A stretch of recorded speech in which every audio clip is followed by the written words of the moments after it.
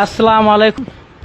আমি আবার ফেসবুকে আসলাম আবার কিছু বলার জন্য, কারণ এই আদনান তাহা আহমেদের বর্তমান বলতে পারি না, যে ওর স্ত্রী সাবিকুন নাহার, আমি যার প্রথম স্বামী, অনেকে এই কথাটা বিশ্বাস করতে চায় না। অনেকে বলছে বা কমেন্ট করছে আমি এগুলো ভুয়া বা মিথ্যে বলি।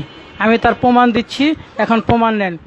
এই হইল আমার দ্বিতীয় সন্তান। প্রথম সন্তান যেটা একদিনে মারা গেছে, এর নাম ওয়াসিফ। তোমার মায়ের নাম কি বাবা বলো তো? সাবিকুন। ওর মতন শয়তান আমার মা না। থাক, বুঝতে পারছেন? আমার মেয়ের কাছে শোনেন, এইটা আমার মেয়ে ওয়ারিশা, দেখছেন আপনারা? এরপরে আপনারা বলেন আমি মিথ্যে বলি, আরও প্রুফ দিতেছি, এখন প্রুফ নেন। আমার বিয়ের ছবি, আমার যে বিয়ের ছবি আছে সেগুলো আমি এখন দেখাইতেছি, দেখেন। এই যে সাবিকুন নাহারের বিয়ের প্রথম দিনের ছবি, যেদিন কাবিন হয়। আরো আমি দেখাইতেছি আপনাদের। এই হলো ও সই করতেছে কাবিন নামায়, এবং ওর মা পিছনে হাত দিয়ে মুখ ঢেকে রাখছে, এবং ওর দুলাভাই শাহাবুদ্দিন।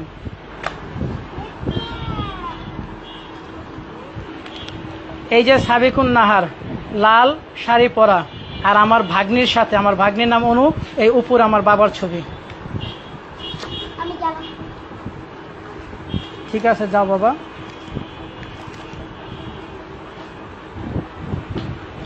এই যে সাবিকুনের ছবি আর আমার ছবি, দেখেন। এই যে আমি আর সাবিকুন, যে এখন আদনান তাহার স্ত্রী, যে আদনান তাহার স্ত্রী এখন, কিন্তু সে আদনান তাহার তার হইল তৃতীয় স্বামী।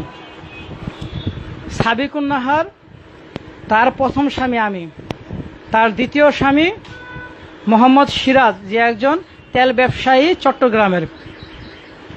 এখন তার তৃতীয় স্বামী হইল আদনান তাহা, যাকে নিয়ে ওই গুম হয়েছে না কি হয়েছে সেটা আল্লাহ পাকি ভালো জানে। আমি দোয়া করি যার যার মায়ের সন্তান তার কাছে ফিরে আসুক, তার কাছে ফিরে যাক। কিন্তু আমি তো তার সম্বন্ধে, আদনান তাহা তার সম্বন্ধে কিছু বলতে চাই না, জানিও না, তার সম্বন্ধে বলারও প্রয়োজন নেই। আমি বলি মিডিয়া বা ফেসবুক বা ইউটিউব যেভাবে সাবিকুন নাহারকে নিয়ে বলতেছেন, তার চোখের জল দেখে আপনাদের চোখের জল পইরা যায়। যার কথা শুই না সে বিদেশ চলে যাবে তার স্বামীকে নিয়ে, আহা হা, তার কি মহব্বতের কথা আপনারা শুই না, তার কথায় আপনারা পইটা গেছেন। ওই যে বলের একটা কথা আছে, মাগুর মাছের অশ্রু, ঠিক আছে? তা ওর অশ্রুর ভিতরে যাবেন না। আমি খারাপ, একটি স্বামী, প্রথম স্বামী খারাপ, দ্বিতীয় স্বামী খারাপ, তৃতীয় স্বামী এখন ভালো, কারণ তার টাকা পয়সা আমাদের চাইতে অনেক। সে তার গাড়ি আছে, বাড়ি আছে, বাড়ি আমারও আছে, 6তলা বিল্ডিং, আমার নিজের একটা ফ্ল্যাট আছে, 2টা ফ্ল্যাট, ঠিক আছে? তারপরেও ও আমার চাইতে বড় আরেকজনকে ধরছে, তারও বিশাল 6তলা বাড়ি ছিল, ঠিক আছে, ব্যবসা আছে, তারে ছেড়ে সে আরেকটা ধরছে, এবং প্রতিজনের কাছ থেকে ও দেনমোহরের টাকাগুলো তুইলা নেয়। কিছুদিন আমার সাথে তো 7 বছরের সংসার, ওর পৌনে 7 বছর বা 7 বছর সংসার। এই 7 বছরের সংসারে ও যদি আমাকে ছেড়ে, আমার সন্তানদের ছেড়ে চলে যেতে পারে, তা ও আর কার হবে? ও আমার সাভারের জমি ওর জন্য আমার বিক্রি করতে হয়েছে বাড়ি করার জন্য। বাড়ি করো, বেশি দামের জমি কম দামে বিক্রি করে আসছি। আমার সিঙ্গাপুরে ছিলাম, সিঙ্গাপুরের টাকাগুলো বৈশা ওরে নিয়ে ভেঙে খাইছি। ও যা বলছে তা শুনছি।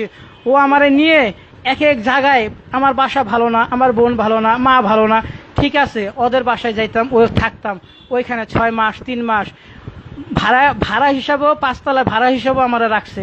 আমি সেখানেও গেছে, ভাড়া দিয়া থাকছে। ও এইভাবে করে আমার নাচাইছে।